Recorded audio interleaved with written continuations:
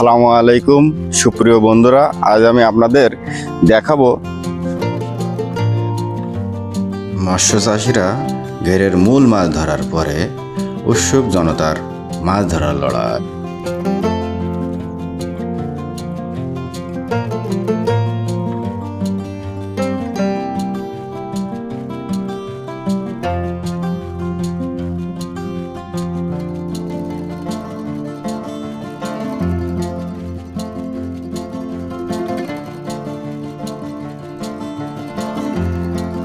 আজ আমি এসেছি সাতক্ষীরা শহরের পার্শ্ববর্তী ঘের এলাকায়। কাদার গন্ধে আর মানুষের কলরবে ঘেরের পরিবেশটা যে এক জীবন্ত মেলায় পরিণত হয়েছে। চিংড়ি চাষে ভাগ্য বদলাতে হলে গতানুগতিক পদ্ধতির চেয়ে আধুনিক ও বিজ্ঞানসম্মত কৌশলে চিংড়িকে বাংলাদেশের সাদা সোনা বলা হয়, কারণ এটি বৈদেশিক মুদ্রা অর্জনের অন্যতম প্রধান খাত। সঠিক নিয়ম মেনে চাষ করলে একজন সাধারণ চাষিও বছরে লক্ষাধিক টাকা আয় করতে পারে।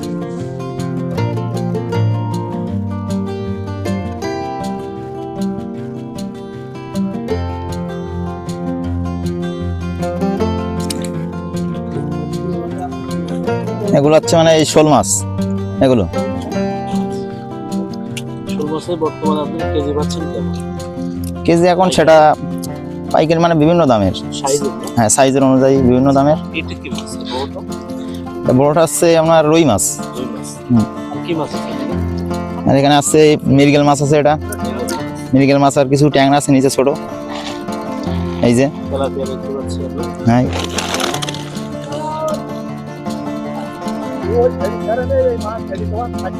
মৎস্য চাষে সফল হতে হলে চাষিদের জন্য কিছু গুরুত্বপূর্ণ তথ্য জানার প্রয়োজন আছে। 1 নম্বর হলো উন্নত জাতের পোনা SPF। অধিক ফলনের জন্য অবশ্যই ভাইরাস মুক্ত SPF স্পেসিফিক প্যাথোজেন ফ্রি পোনা সংগ্রহ করুন। মৎস্য অধিদপ্তর DOF এর নিবন্ধিত হ্যাচারি থেকে পোনা সংগ্রহ করলে। 2 নম্বরটা হলো জৈবিক নিরাপত্তা অর্থাৎ বায়োসিকিউরিটি। খামারের বাইরের পানি সরাসরি প্রবেশ করাবেন না, পাখি বা অন্য প্রাণীর মাধ্যমে যেন সংক্রমণ না ছড়ায় সেই জন্য নেট ব্যবহার করুন। পানি শোধনের জন্য FAO এর নির্দেশিকা অনুযায়ী ব্লিচিং বা পটাশ ব্যবহার করা যেতে পারে। 3 নম্বরটা হলো আধুনিক চাষ পদ্ধতি। লাভ বাড়াতে সনাতন পদ্ধতির বদলে সেমি ইন্টেন্সিভ বা বায়োফ্লাক পদ্ধতি গ্রহণ করুন। এতে অল্প জায়গায় অনেক বেশি চিংড়ি উৎপাদন সম্ভব। বাংলাদেশ মৎস্য গবেষণা ইনস্টিটিউট BFRI এর বিভিন্ন প্রযুক্তিতে দেখা গেছে এতে খরচ সাশ্রয় হয়। 4 নম্বরটা খাদ্য ও পানি ব্যবস্থাপনা। মানসম্মত ভাসমান ফিড ব্যবহার করুন এবং নিয়মিত পানির অম্লতা pH ও অক্সিজেন পরীক্ষা করুন। প্রোবায়োটিক ব্যবহার করলে পানির গুণমান ভালো থাকে এবং চিংড়ির বৃদ্ধি দ্রুত হয়। 5 নম্বরটা হলো রপ্তানি ও বাজারজাতকরণ।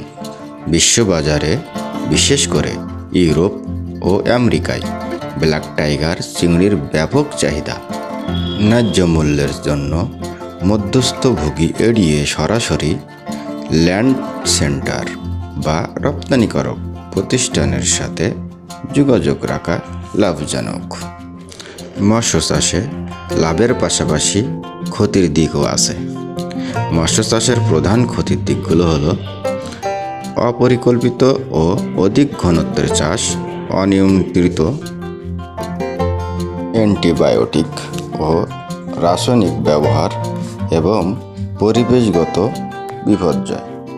এর ফলে মাছের দ্রুত মৃত্যু হয়, রোগ প্রতিরোধ ক্ষমতা হ্রাস পায়, পানির গুণগত মান নষ্ট হওয়া এবং মানুষের স্বাস্থ্যের জন্য ঝুঁকিপূর্ণ মাছ, পারদ বা রাসায়নিক সমৃদ্ধ উৎপাদিত হওয়ার আশঙ্কা থাকে।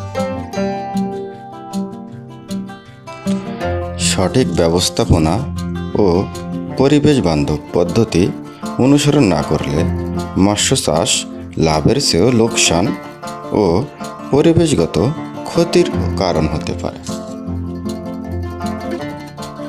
সুপ্রিয় বন্ধুরা, ভিডিওটা ভালো লাগলে লাইক, কমেন্ট ও শেয়ার করুন।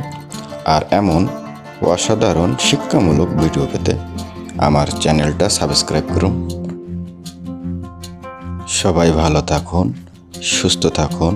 খুদা হাফেজ।